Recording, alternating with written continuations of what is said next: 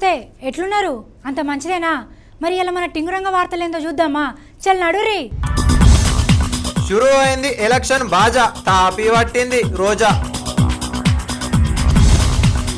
ఉరుకులాట ఉత్తచాట ఒడిసిపాయ్ పాలు కథ బావ బొమ్మర్దులో సవాళ్ళు కుషైతుర్రు జనాలు ఓటరింగ్ బిజినెస్ చేస్తున్న టింగు రంగం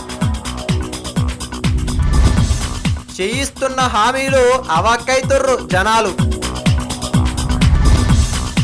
అయోధ్యలో ప్రియాంకమ్మ ఈ లొల్లేందమ్మా తెలుగు రాష్ట్రాల ప్రచారాలు జోరుగా నడుస్తున్నాయి ఇన్నొద్దులు కళ్ళగాలని లీడర్లు కూడా ఇప్పుడు ప్రజలకి వచ్చి రాసుక పుసుక తిరుగుతాండ్రు అయినా ఈ సంబరం అంత ఎన్ని రోజులు ఉంటుంది ఓడెక్కేదాకా ఓడ మల్లయ్య ఓడ దిగినాక బోడి మల్లయ్య అని గెలిచినాక మళ్ళీ 5 ఏళ్ళు జనాలకు చూద్దామంటే కూడా కనిపించారు ఈ లీడర్లు మస్తు మంచి చెప్పినావు ఓట్ల కోసం లీడర్లు మస్తు కథలు ఆడుతా ఉన్నారు ఓ లీడర్ కొబ్బరి బొండాలు కొడితే ఇంకో లీడర్ కటింగ్ షాప్లోకి కటింగ్ చేస్తా ఉన్నాడు ఇంకో లీడర్ హోటల్లోకి బజ్జీలు వేస్తా ఉన్నాడు ఇట్లా ఒక్కొక్క తీరే యాక్షన్లు చేస్తా ఉన్నారు మరి ఓట్లు రాలంటే ఏదో ప్లాన్ వెయ్యాలి కదా వెయ్యాలి ఇంతకీ మా రోజుకి ఏదైనా వేషం కట్టిందా అబ్బోగా మేము తక్కువ కాదు అదిరిపోయే వేషం కట్టింది ఈ అర్థ చూడు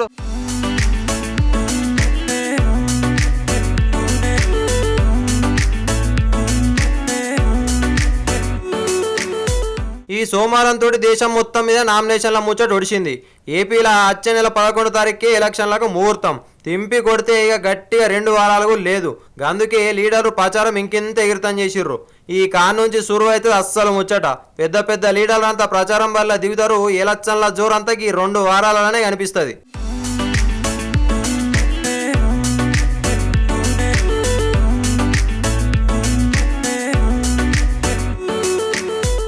ఏపీలో అసెంబ్లీ ఎంపీ ఎలక్షన్లు ఒక్కసారే జరగనున్నాయి కదా మళ్ళా సీమాంట దేశం మొత్తంలో ఏపీతోటి ఎలక్షన్లు సురువైతున్నాయి అందుకే రాష్ట్రంలో జోరుగా జరుగుతుంది ప్రచారం ఓటర్లను బుట్టలేసుకున్నందుకు లీడర్లు తీవ్ర కేశాలు కడుతున్నారు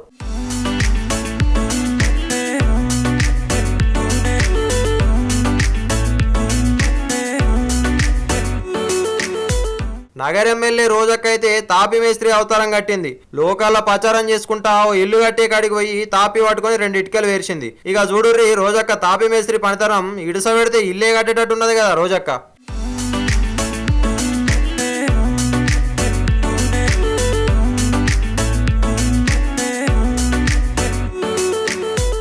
ఇగో ఓటర్లను మంచి చేసుకున్నందుకు లీడర్లు గిట్ల చిత్ర కథలు పడుతున్నారు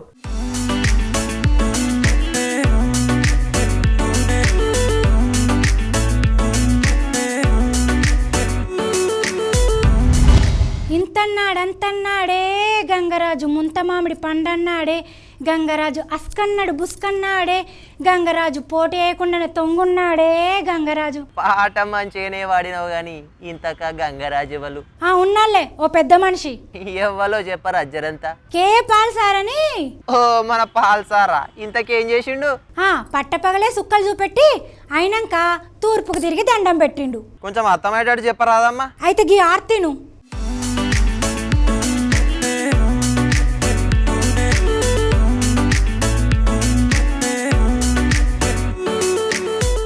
ఏపీ పాలిటిక్స్ లో పాల్సార్ కథ ఒడిచిపోయింది ఇంత అన్నాడు అంత అన్నాడు ఆఖరుకు ముడుచుకొని పన్నాడు 3 పార్టీలకు సుక్కలు చూపిస్తా ఏపీలో నేనే సీఎం అనుకుంటా మస్తు చిత్రకథలు పడి కొనాకరుకు నామినేషన్ల దగ్గర ఎల్లెంకలా పడ్డాడు 2 మాటల నామినేషన్ అయ్యబోతే 2 మాటల పాల్సార్ నామినేషన్ కాయాలని వెనక కిసిరి కొట్టారు అధికారులు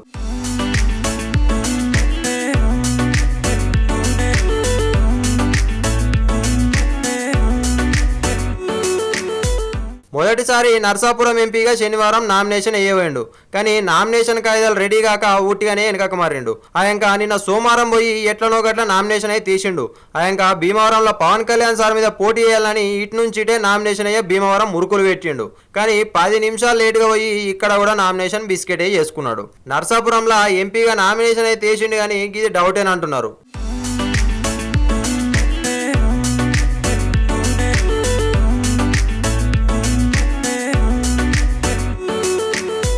నామినేషన్లు లేటుగా పోయి ఎల్లెంకల పడ్డది పాలు కానీ నామినేషన్ వేయకుండా కొందరు కుట్రలు చేసిరని అంటుండు సారు మరి ఆ కుట్రలు చేసింది ఎవరన్నా ముచ్చడైతే బయటికి చెప్తలేడు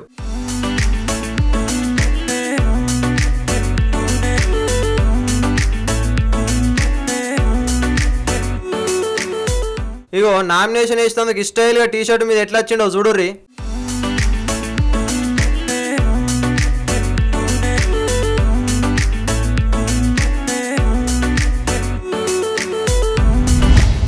యుద్ధం యుద్ధం నీ కానాకాహై యుద్ధం యుద్ధం యుద్ధం నీ కానాకాహై. ఏంద్రా అది అరిగిపోయిన టేప్ రికార్డ్ లెక్కనా? గప్పట్ రైసు బకెట్ ఛాలెంజ్ అని, రైసు బకెట్ ఛాలెంజ్ అని, టిఫిన్ బాక్స్ ఛాలెంజ్ అని తీరొక్క ఛాలెంజ్లు నడిచినాయి కదా. ఆవు మొన్నందాకా కూడా సోషల్ మీడియాలో గసుంటి కథలు పడ్డారు జనాలు. అయితే ఇప్పుడు ఏమంటావు? కానీ ఇప్పుడు రాజకీయ ఛాలెంజ్లు మొదలు పెట్టిర్రు లీడర్లు. ఏ పార్టోళ్ళు ఏ పార్టీ మీద ఛాలెంజ్ కడుతుర్రు? అయ్యో తెలంగాణలో కారు మీద పోటీ పెట్టే పార్టీ లేవమ్మా, గందుకే గా పార్టీ లీడర్లే ఒకరికొకరు ఛాలెంజ్లు పెట్టుకుంటాండ్రు. ఏమని పెట్టుకుంటారు? ఎవరు గెలుస్తారని గిట్లా పెట్టుకుంటుర్రా? ఎవరు గెలుస్తారని పెట్టుకునే రోజులు పోయినాయి తెలంగాణలో. ఇప్పుడు మెజారిటీ మీదనే కన్ను. ప్రతిపక్షం గట్టిగా లేదు కాబట్టి కార్ పార్టీ వాళ్ళు ఏం చేసినా నడుస్తాంది. మంచి మాట చెప్పినావు. గింతకి ఛాలెంజ్ల కథ ఏంటిది? కార్ పార్టీలో ఏ లీడర్లు ఛాలెంజ్ కట్టుకుంటుర్రు? గీ ముచ్చట నీకు వివరంగా తెలవాలంటే గీ అర్థ చూడు.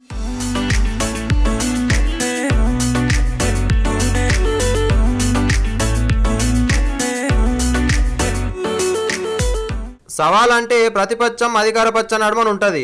కానీ తెలంగాణలో ప్రతిపక్షం అధికార పక్షానికి పోటీ ఇచ్చే పరిస్థితే లేదా.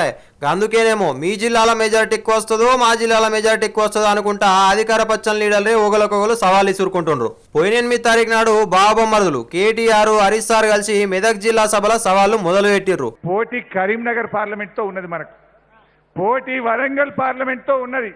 మెజార్టీ కరీంనగర్ వాళ్ళు ఎక్కువ తెస్తారా, వరంగల్ పార్లమెంట్ వాళ్ళు తెస్తారా, మెదక్ పార్లమెంట్ వాళ్ళు ఎక్కువ పోటీ మెజార్టీ తెస్తారా అన్నది మనకే పోటీ తప్ప ఇవాళ ప్రత్యర్థులు ఆల్రెడీ చేతులు ఎత్తేసింది. పోటీ మెజార్టీలో పోటీ పడ్డాం.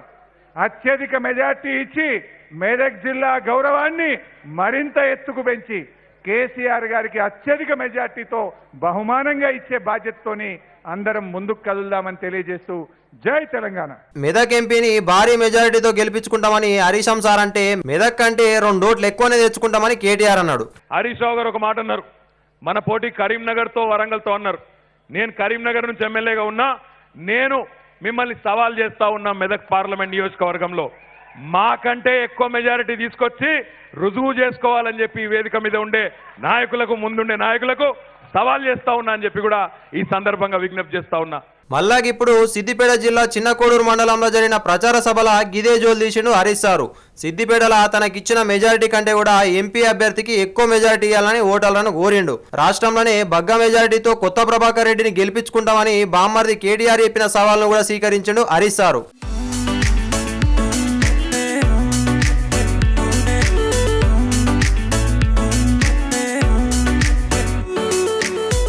హరీష్ సార్ పార్టీ కోసం గింత కష్టపడతాడు కదా, కానీ ఇంకో పక్కనేమో కేసీఆర్ హరీష్ సార్ను తాపకింత బందుకు పెడతాడు. ఎంపీ ఎలక్షన్ల కోసం ప్రచారం చేసేందుకు పార్టీ నుంచి 62 మంది పేర్లను ప్రకటన చేసిర్రు. అందులో 20 మంది పేర్లను ఎన్నికల సంఘానికి కూడా పంపిర్రు. ఈ 20 మందిలో కేసీఆర్, కేటీఆర్, 11 మంది మంత్రులు, కేకే సారు ప్రధాన కార్యదర్శుల పేర్లున్నాయి. కానీ హరీష్ సార్ పేరైతే కనిపించలేదు.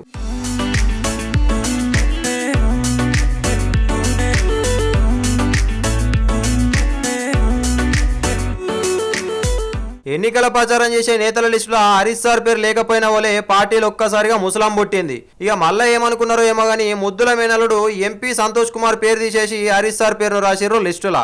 కానీ ఎంతైనా పార్టీల పెద్దలకు హరీష్ సార్ కరివేపాకు లెక్కనే తయారైండు.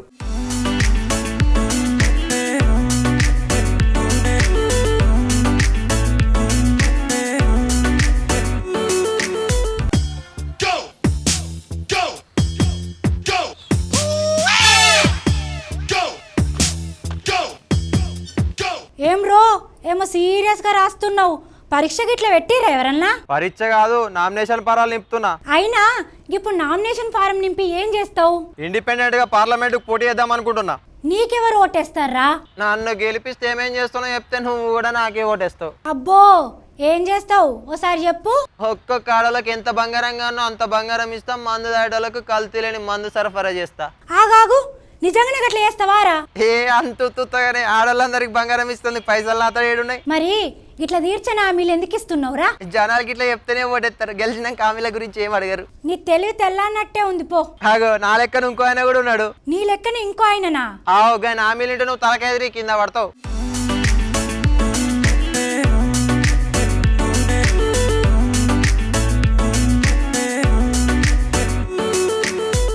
అబ్బబ్బా, హామీలు అంటే హామీలు ఇస్తున్నారు లీడర్లు. ఒకరికొకరు పోటీ పడతారు హామీలు ఇచ్చేందుకు, కానీ ఒక్క హామీ కూడా తీర్చే లీడర్లు లేరు.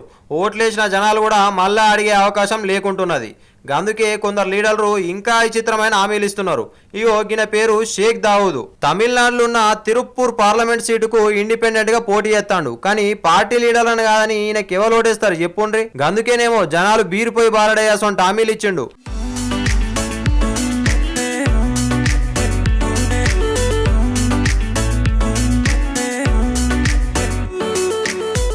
ఇంతకు ఈ స్వతంత్ర అభ్యర్థి మేనిఫెస్టోలో ఎసొంటి హామీలు ఉన్నాయంటే, మొదటిగా ప్రతి నియోజకవర్గంలో ఓటర్లందరికీ సరిపోయేటంత బంగారం ఇస్తాడంట.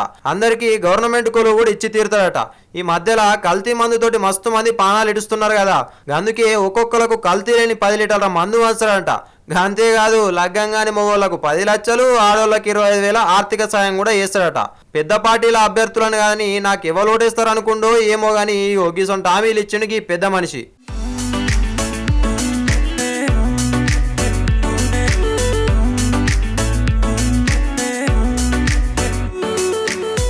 ఈ 4 హామీలే కాదు, మొత్తం గసొంటి 15 హామీలు ఇచ్చిండు ఈ ఇండిపెండెంట్ అభ్యర్థి దావూద్. ఎలక్షన్లలో తప్పక గెలిపిస్తే ఇచ్చిన హామీలు పొల్లు పోకుండా అమలు చేస్తాను అంటుండు. లేకపోతే ఓటర్లు కొట్టినా వాడతానని చెప్తాండు.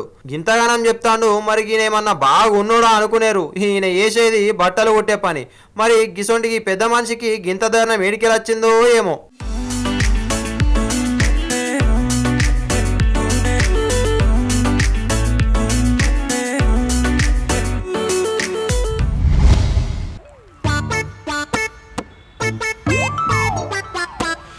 చేయి పక్కకు పెట్టరా జర గిజర గీ మోకాల మీద పెట్టు, మోకాల మీద చెయ్యి మోకాల మీద పెట్టాను.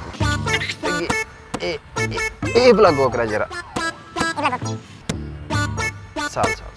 ఓ కొలువు లేదు, పైసా సంపాదించే రేవు లేదు. అగో బద్దకానికైతే బ్రాండ్ అంబాసిడర్ లెక్కన తయారైండు. ఇగో అమ్మ గట్లా నాకు జిట్టి తలుగుతుంది. ఇసురు రౌతు లెక్కనే ఏడెత్తే ఆడనే ఉంటావు. నీకు కూడా జిట్టి తలుగుతుందా?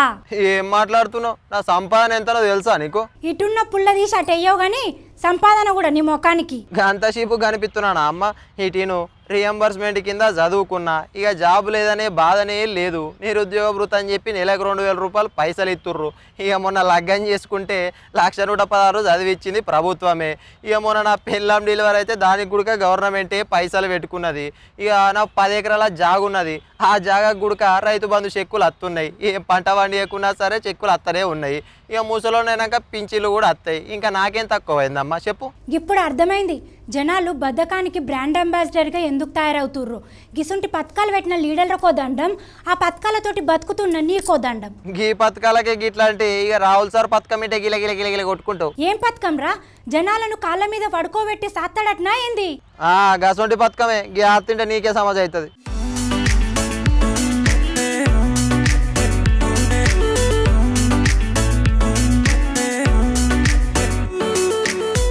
పోయిన మనకి ఎలక్షన్ల ముంగట అధికారంలోకి వస్తే అందరు అకౌంట్లలో 15 లక్షలు వేస్తామన్నాడు మోడీ సారు. ఇంతవరకు రూపాయి కూడా వేయలేదు. మోడీ సార్ ఏమో అట్లా మోసం చేసినంటే ఇప్పుడు చెయ్యి పాటోలు ఏటా అకౌంట్లో 72,000 వేస్తామంటున్నారు. అయినా 72,000 ఏటా ఏడికెళ్ళి తెచ్చేస్తారు చెప్పుర్రి. పైసలు ఏమన్నా చెట్లకు కాస్తున్నాయా? ఎలక్షన్లలో గెలవాలని ఇట్లా నోటికి వచ్చిన హామీలు ఇస్తున్నారు లీడర్లు.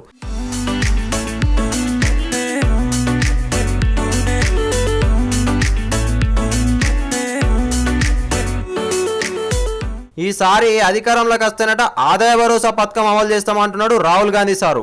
ఈ పథకం గురించి ఇడమర్చి చెప్పాలంటే జనాలందరినీ ఇంట్లో కూర్చోబెట్టి ప్రభుత్వమే జాతదట. సోమవారం చెయ్యి గుర్తు పెద్దలంతా మీటింగ్ పెట్టుకున్నారు. ఈ మీటింగ్ లా అధికారంలోకి ఎట్లా రావాలని బాగా ఆలోచన చేసి ఈ పథకం తయారు చేసినట్టున్నారు చెయ్యి గుర్తు లీడర్లు. మీటింగ్ అయినాక రాహుల్ సార్ కి పథకం గురించి చెప్పిండు.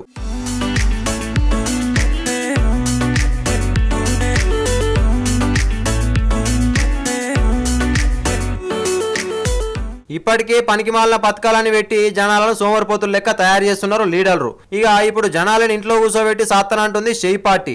అయితే ఈ పథకం అందరికి కాదట, దేశంలోనే 20% మందికి అంటున్నాడు రాహుల్ సారు. ఏం తక్కువ 25 కోట్ల మందికి ఈ పథకం తోటి పైసలు ఇస్తారట. అన్న ఆలోచించే ఈ పథకం తెస్తున్నామని రాహుల్ సార్ చెప్పిండు. ప్రపంచంలోనే ఇటువంటి పథకం లేదు, పేదరికం లేకుండా చేసుడే మా పార్టీ లక్ష్యం అని చెప్పుకొచ్చిండు సారు. షెయి పార్టీ ఒకటే కాదు, ఏపీలో సైకిల్ ప్యాన్ పార్టీలు కూడా గిట్లనే అమలు కానసంటూ హామీలు ఇస్తున్నారు.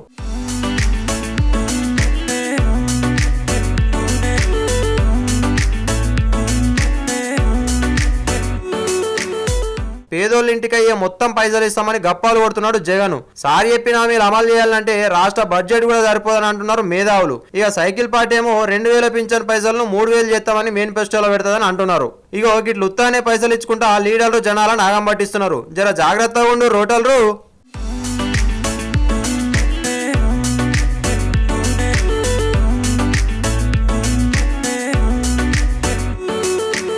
దేవుడా దేవుడా నన్ను చల్లగా చూడతాన్రి.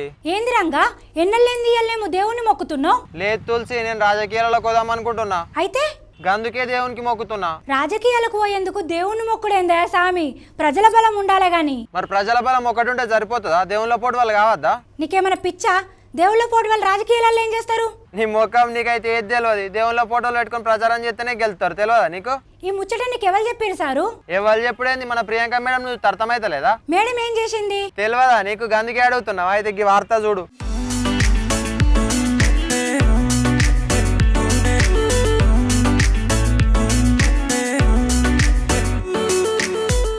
ఇందిరాగాంధీ పోలికలు గుణగణాలే కాదు, వివాదాలలో కూడా నానమ్మను మించిపోతాంది ప్రియాంక గాంధీ మేడం. మొన్న తన మెడలేసిన దండం తీసి పెద్దయిన శాస్త్రి బొమ్మకేసి వివాదం గొందెచ్చుకుంది. గా ఒడవక ముందే ఇప్పుడు మళ్ళొక వివాదం మొదలైంది.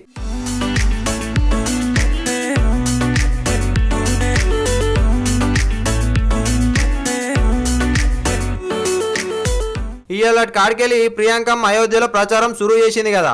ముందుగా హనుమాన్ గుడిలో పూజ చేసి ప్రచారం మొదలు పెట్టింది.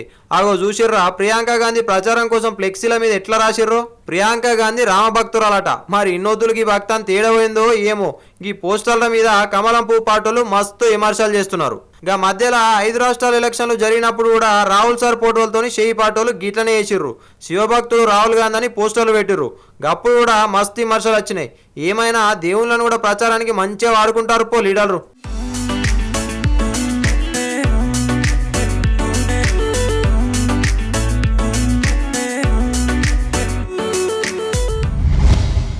ఓట్లే కొంటాం, ఓట్లు ఓట్లే ఓట్లు. చదువుకున్న పోరగాళ్ళై, బలరగాడి కొట్టోళ్ళై, ఉద్యోగాలు చేసేటోళ్ళై, బిజినెస్ చేసేటోళ్ళై, చిన్న పొరల్లై, పెద్దోళ్ళై, ఆడోళ్ళై, మొగోళ్ళై అందరి ఓట్లు కొంటాం బాబు. ఓట్లు ఆలోచించిన ఆశాభంగం టింగు రంగడు మళ్ళీ ఓతే దొరకడం. రావాలే బాబు రావాలే. ఓట్లు ఓట్లే. అరే ఈయనకి ఇవాళ ఏమైంది? ఇప్పటిదాకా మంచిగా ఉండే రంగా. ఓ టింగు రంగా, ఇగో లేక లేక వ్యాపారం శురు చేసినా, నువ్వు నడిమిట్లోకి వచ్చి నన్ను డిస్టర్బ్ చేసినావు అనుకో, చూడు మళ్ళీ మంచిగా ఉండదు. 4 కోసేస్తే ఏమనుకుంటున్నావు? ఓట్లు ఓట్లే ఓట్లు ఓట్లు. అన్న ఎగరా ఇట్రా ఇట్రా ఇట్రా ఇట్రా కూర్చో. ఇంతకీ ఏ పార్టీకి వేయాలి? ధర ఎంత? పార్టీల సంగతి నేను చూసుకుంటా, కానీ నీ ధర ఎంతనో చెప్పు. ఏ పార్టీ చెప్పుకుని ఓట్లు ఎట్లా వేస్తారు? నా ఇష్టం ఉన్న పార్టీలకు. ఇది నా కొత్త బిజినెస్. నేను ఓట్లు కొనుక్కుంటా, బయట నా ఇష్టం ఉన్న వాళ్ళకి అమ్ముకుంటా. నా బిజినెస్ నా ఇష్టం. మంచిగా ఉన్నోతి, పేరుకు తగ్గట్టే అన్ని తింగరేశాలు. ఇంతకు నీ దమాకేమన్నా పనిచేస్తుందా? నేనేదో మెసేజ్ ఇద్దామని చూస్తా, నువ్వేందమ్మా నడిమిట్లకి వస్తావు? ఇగో అన్న, నువ్వు ఓటు అమ్ముకున్నావు అనుకో, నిన్ను నువ్వు అమ్ముకున్నట్టే. నువ్వు ఇప్పుడు వేసే ఓటు మన 5 ఏళ్ళ భవిష్యత్తు. అందుకే మంచిగా ఆలోచన చేసి మంచి నాయకుని అనుకోవాలి. ఏమంటున్నా? ఓటు అమ్ముకోవద్దన్న, పోయిరా. ఇక మస్తు చెప్పినవు రంగా. జర మనోడు చెప్పింది చెవున కూడా పెట్టుర్రి. పైలమిగా రేపు సేమ్ గిదే యాళ్ళకు మళ్ళీ వస్తా. చూస్తూనే ఉండండి 99 TV. For more updates, please subscribe 99 TV Telugu.